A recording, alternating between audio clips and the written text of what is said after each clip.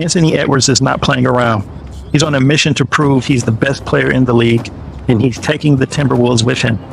The former play-in team is now the top dog in the West, thanks to Edwards' explosive improvement from the previous year. He's not just scoring more, he's doing it more efficiently and more creatively. He's also dishing out more assists, showing off his vision and leadership. He's become a complete package, a superstar in the making. But what does that mean for Karl-Anthony Towns, the former face of the franchise? Is he still the alpha wolf? Or has he been dethroned by the young gun? And how will their chemistry affect the team's chances of winning it all? We're about to find out as we break down the rise of Anthony Edwards and the Timberwolves in this week's Hoop Strategist newsletter. Edwards attacking Sharps and Mike putting it down on him.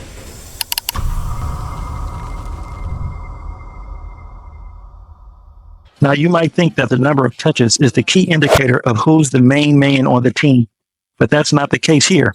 Because even though Edwards and Towns have similar touches from last year, which, by the way, Ant was already averaging more touches than Cat, they have very different roles on the court.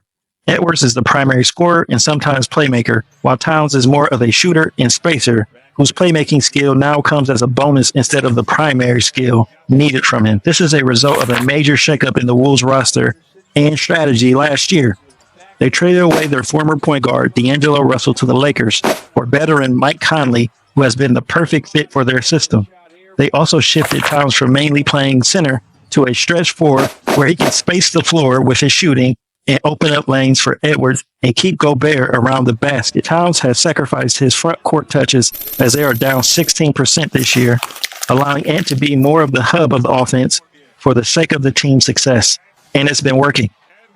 The Wolves are not the same team as they were last year. They've grown up, and so has their game. They have changed their offensive approach. They matured a year, and they have mixed their fast and flashy play with some smart and steady play. They have learned how to play in the half court where the real battles are won.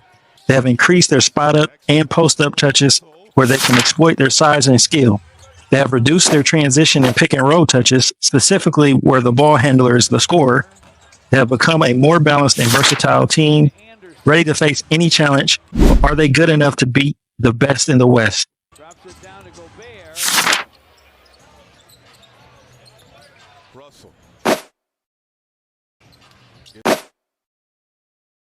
To Towns. Strain elbow jumper. The Wolves are not just an offensive juggernaut. They are a defensive powerhouse. They are the best defensive team in the league, locking down their opponents with intensity and discipline.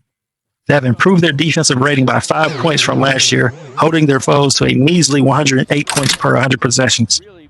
They are relentless in challenging shots and securing rebounds, ending any hopes of second chances. They are also quick to get back on defense, preventing easy, fast break points.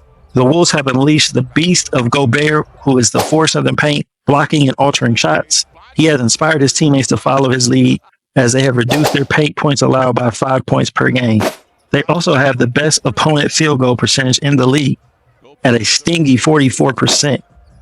Now let's watch some clips to see how the Wolves are clicking on both ends of the floor and why they are the best in the West.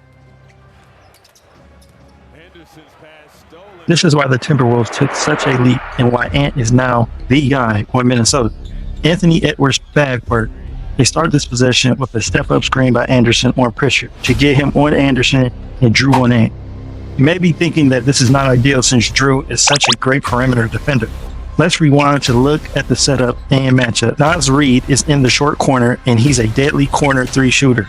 Keeping Cornet occupied, McLaughlin is going to run through to pull Tatum and give Ant a line to the basket if he chooses, while Milton is holding steady at the free throw line extended. Now we keep it rolling, and we'll find that Ant is going to use the spacing to go ISO. Tween, has he crossed Drew right out of his shoes, step back three, and there's no answer for this whatsoever. That's just a tough bucket. Flip it on the defensive end. Closing seconds of regulation. Jaden McDaniels is going to do a superb job on Tatum, making him take the toughest shot possible. His length and foot speed is up there with the top perimeter defenders in the league.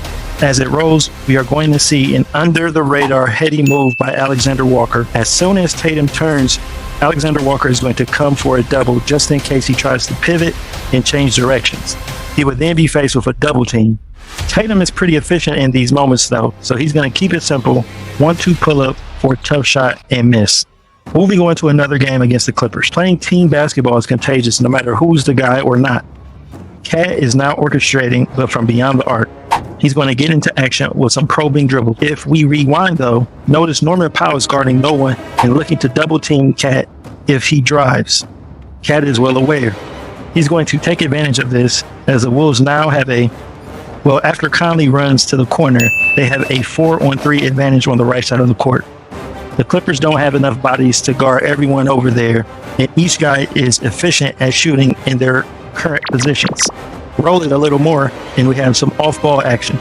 Slow-mo is going to set a back screen on Harden, who's oblivious to anything behind him, and paired with Ant rotating to the top to occupy Kawhi, this screen now opens up two 55+% three-point shooters in the right-hand corner. Cat lasers a pass to McDaniels, and it's an easy triple. If we flip the court, the Wolves are going to play some lockdown on a string defense.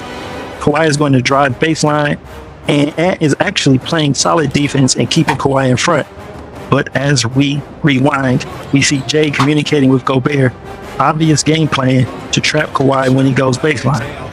Gobert is going to hot tail it to the baseline to trap Kawhi.